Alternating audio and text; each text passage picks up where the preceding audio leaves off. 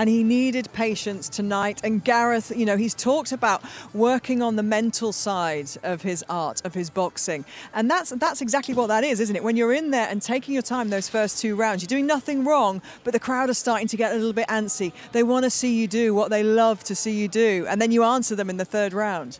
Yeah, our brilliant commentary team said earlier when I made a comment about getting a bit bloodthirsty, they're not wrong. I thought Anthony Joshua had Pulev on the run. The uppercut was effective in that 3rd round. He was totally on top of him, and I think he led him back into the fight. Now, I don't want to put a dampener on the fact that Anthony Joshua moves on and he still retains his belts, but for me, there is some mental scarring there. There is a bit of trauma from the loss to Andy Ruiz. It may take a couple of fights for him to get rid of that, even though he's beaten him in a rematch.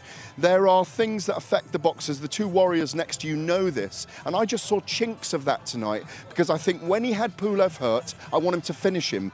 Pulev was dangerous all the way to the end, looking for that sneaky right hand, looking to change the course of the fight. A couple of times Anthony Joshua was caught. Some of the things about Anthony Joshua which delight and thrill us are his vulnerabilities. It's part of his mystique, but I'd like to see him be a bit more clinical in the finish because he's one of the greatest finishers we've ever seen when he's got an opponent. Can I just ask you one more question then, Gareth, about that mental side of Anthony Joshua's game? Because obviously, you know, you say there is some scarring, there's some kind of mental scarring that's been left by Ruiz. Do you think that means he needs maybe 1 or 2 more fights before we see that matchup with Fury? Do you think he needs to iron out that confidence chink, if you like? Look, he won the Olympic gold medal with 40-odd fights as an amateur.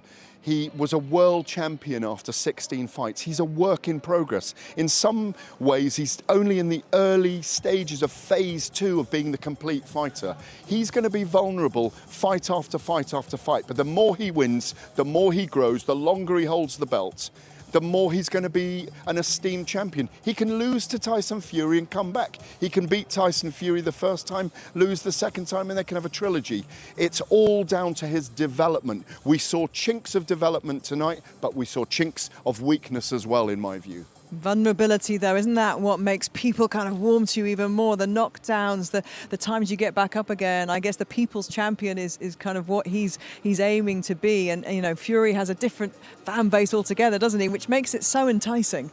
Yeah, I think Fury has his vulnerabilities too. Every boxer does. But this is an entertainment sport, and that's what, especially at heavyweight, people come to see. They come to see big power shots. They come to see people get knocked down, and they come to...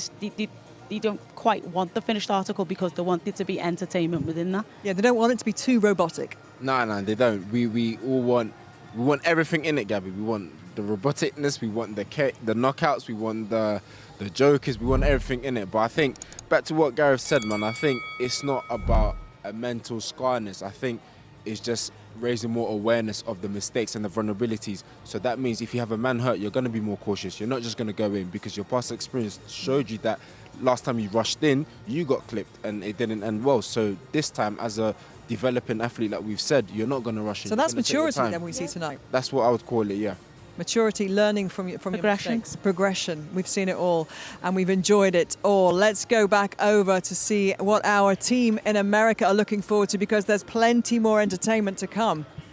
Oh, look, the best is yet to come, and the future is bright in the heavyweight division from what we just heard there, and I can be as cynical as the next guy, having watched this for years and years and years. I want to talk about a transcendent heavyweight fight, but first, though, in the ring, I think Gareth is onto something there. First of all, Gareth, you have high standards. The man knocks him out. I mean, he starches a durable heavyweight, a top 10 heavyweight, and you're like, I don't know, he looked kind of vulnerable, but it did look that way early. I did wonder about the vulnerability of Anthony Joshua before he gained his confidence. Where do you think he's at right now, Sergio? Well, listen, I saw those chinks as well, but I'm going to paraphrase Hemingway here. You know, when the world and boxing breaks everybody, but sometimes you're stronger in those broken places, and I think that's what we saw here with Joshua. You know, we're never going to see that destructive machine that's always confident going forward. We're going to see chinks, but he already evolved through that. He went through that fire, and we're seeing what this Joshua is like now. So Gareth is not totally wrong, but I still loved what I saw. I'm saying, yeah, no, he's onto something here, and yet Joshua, Chris, did go through this fire and emerged dominant. Look, 4 knockdowns, a knockout at the end of the fight. You can't really ask for a lot more than that. But if I was going to say anything about Joshua, that emerges the vulnerability. I just don't think he fully trusts his chin. You know, maybe that comes back in 1 or 2 more fights, but at this point, I think there is some residual damage from the Andy Ruiz fight, which causes him to fight a little bit differently, to protect that chin a little bit more and not lunge in and be as active as he usually is. Absolutely true. And yet, he went and he finished his man. Now, I want to talk about Joshua Fury.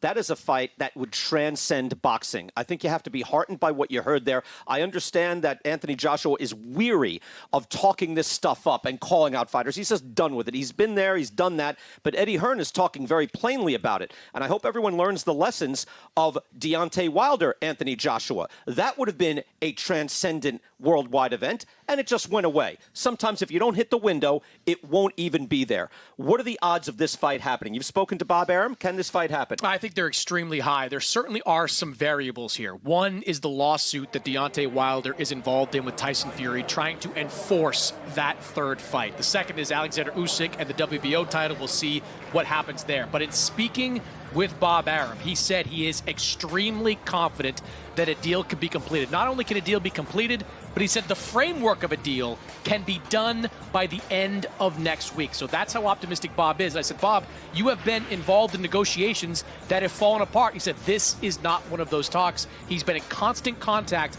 with Eddie Hearn all week long. I believe a deal will be reached by the end of next week. Really? Well, that's fantastic news, isn't it, Sergio? It's rare that we hear fantastic news out of willing Mannix. to take great news. But I'm willing to take it, and I hope it happens because we know that the world needs this. Boxing needs this. And you know what? He passed the test with flying colors, Anthony Joshua. Now it's time for Eddie Hearn to become a composed and ferocious finisher on the business table. And Get Bob that Arum. contract signed. Right. And Now he's drive testing tweets. Yeah, Here. look, Now he's like, it takes two. By the way, he quoted Hemingway nicely. I'm not sure if that was a Hemingway quote, but Paraphrase. you have to look it up. I think, well done. Let's talk about the heavyweight division. And look, we could do a whole talk show on this. I believe that the heavyweight title was decided when Tyson Fury knocked out Deontay Wilder, because at the time Anthony Joshua, who could, before the loss to Ruiz, could have absolutely claimed, I have the best resume, I'm the real heavyweight champ. Once he lost and then even regained, it would be hard for me to put Joshua ahead of Fury. But Chris Mannix, you have done that. Look, everything is subjective in making these types of rankings, but I believe resume matters, whether it comes to pound for pound or the top heavyweight in the world. And while Tyson Fury did beat Deontay Wilder, unseating Wilder as the WBC champion, Joshua unquestionably has the best resume in the heavyweight division. So yes, he's got the loss on that resume. Yes, he had to avenge it to get his titles back, but his resume speaks for itself. That's why I have him inched above Tyson Fury. Well, I can disagree with that. So can I. Completely. By the way, Tyson Fury will be with Akin Barak on Monday.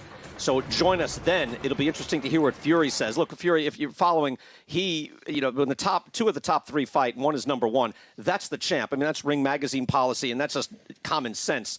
And what you're doing is more power rankings, I think, Chris. I mean, it makes sense. But if you're following who's the champ and then who's the man, I think it's got to be Fury. Is this that lineal stuff again? No, because he put it on ice. But when he beat Wilder, and they had a big three, and Joshua loses, those two haven't lost yet. Until Wilder loses, there's the last man standing, and I'm just being honest, it's Tyson Fury. Yeah, but that's the whole, Sven Otke was undefeated, so Sven Otke could be in the Hall of Fame.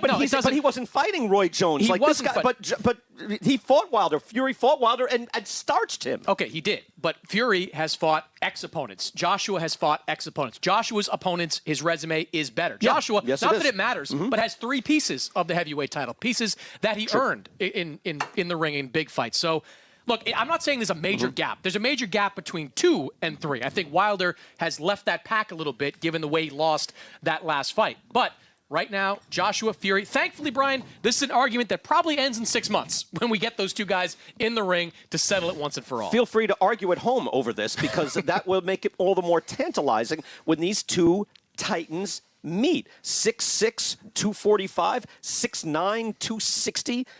Guys who can box, guys who are fluid. It would be the biggest fight in the history of British boxing and one of the biggest heavyweight fights of all time. Not the, but it would be fight of the century-esque. You can only hope and pray. Look, Mike Tyson, Roy Jones just did 1.6 million buys. The active fighters should probably shoot for that, guys who were world champions 30 years ago. Don't you think? I think if you're an active fighter and you saw the number of buys Tyson Jones did, you should be kicking yourself and saying, I should be involved in bigger fights. But look, this is Joshua versus Fury is the biggest fight since Mayweather versus Pacquiao. It's the biggest fight that can be made in boxing today. And I don't know who wins. Like, Joshua can't fight that way against Tyson Fury. Tyson's too big. He throws a jab far too effectively. Can Joshua adjust?